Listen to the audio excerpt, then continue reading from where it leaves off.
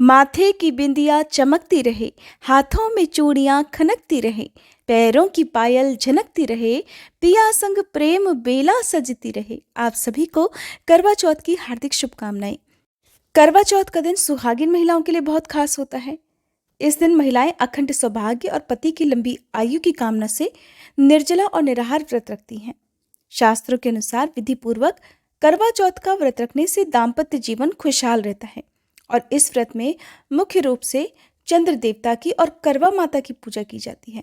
ऐसी मान्यता है कि चंद्र देवता की पूजा करने से जीवन में सुख समृद्धि बनी रहती है और आने वाला जीवन भी सुखमय रहता है। करवा चौथ का व्रत विधि विधान से करने पर पति को लंबी आयु का आशीर्वाद प्राप्त होता है और व्रती महिला को अखंड सौभाग्य की प्राप्ति होती है। आइए जानते हैं साल 2022 में करवा चौथ का व्रत कब रखा जाएगा और इस दिन चंद्रोदय का समय क्या रहेगा। शाम की पूजा करने का शुभ मुहूर्त कब से कब तक रहेगा और इस दिन रहने वाले जो शुभ मुहूर्त हैं वो कब से लेकर कब तक रहने वाले हैं। करवा चौथ के व्रत में क्या करना चाहिए, क्या नहीं करना चाहिए, ये सारी जानकारी आज की इस वीडियो में आपको मिलने वाली है। अगर आप जानना चाहते हो करवा चौथ की संपूर्ण पूजा विधि कि किस प्रकार से पूजा की जाती है, कैसे चौकी स्थापित करने के बाद फिर उस पर मूर्तियों की या तस्वीर की स्थापना करके करवा माता की पूजा की जाती है, तो इसकी कंप्लीट वीडियो हमारे चैनल पर अपलोडेड है, आप जरूर देख लीजिएगा। करवा चौथ का व्रत हर साल कार्तिक मास के कृष्ण पक्ष की चतुर्थी तिथि को रखा जाता है, तो इस बार करवा चौथ का व्रत रखा जाएगा 13 अक्टूबर गुरुवार को। चतुर्थी तिथि की शुरुआत होगी 13 अक्टूबर गुरुवार को तड़के एकदम सुबह 2 बजे से, जिसकी समाप्ति होगी 14 अक्टूबर शुक्रवार की सुबह 3:08 पर। इसलिए करवा चौथ का जो व्रत है वो 13 अक्टूबर को ही रखा जाएगा। इस दिन सूर्योदय का समय रहेगा सुबह 6:20, सूर्यास्त का समय रहेगा शाम 5:54 और चंद्रोदय का समय रहेगा रात 8:27 पर।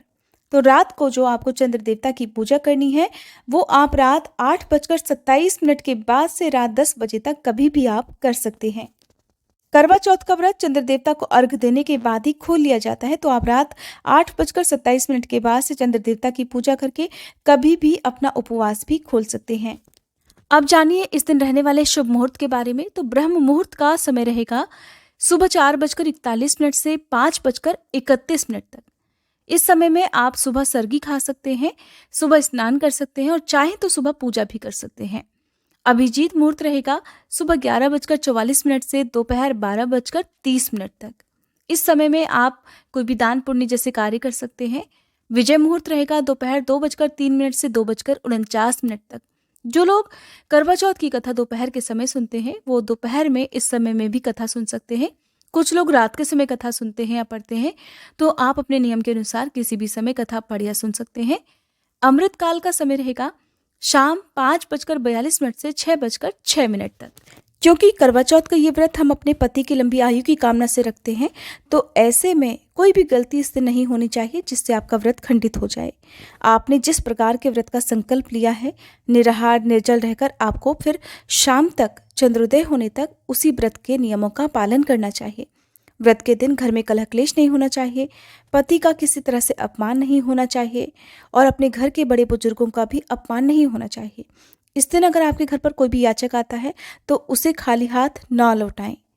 भूले से भी सुहागिन महिलाओं को अपने काम में आने वाली जो भी सुहाग की सामग्री हैं अगर वो खराब हो जाती हैं या किसी प्रकार से आपको फेंकनी भी हो, तो करवा चौथ के व्रत में वो सामग्री ना फेंकें।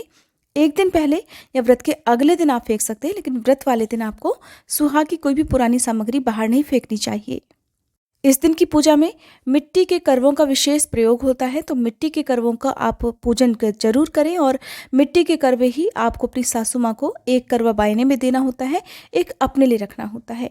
और जो भी पूजा का विधान है, जैसे कुछ जगह पर व्रत की कथा दोपहर में पढ़ी जाती है, कुछ जगह पर शाम को प्रदोष काल के समय में पढ़ी जाती है, कुछ जगह पर रात को चंद्रोदय होने से पहले पहले कंप्लीट पूजा कर ली जाती है। तो आपके यहाँ जैसी भी मान्यता हो, आप उस समय के अनुसार अपने यहाँ की मान्यताओं में ही आप व्रत की कथा पढ़ या सुन सकते हैं।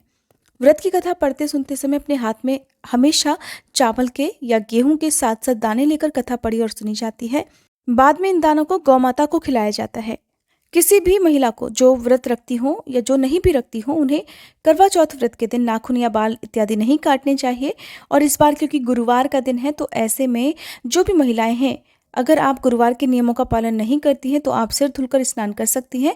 और जो गुरुवार का व्रत भी रखती हैं, उन्हें एक दिन पहले ही सिर धुलकर स्नान कर लेना चाहिए।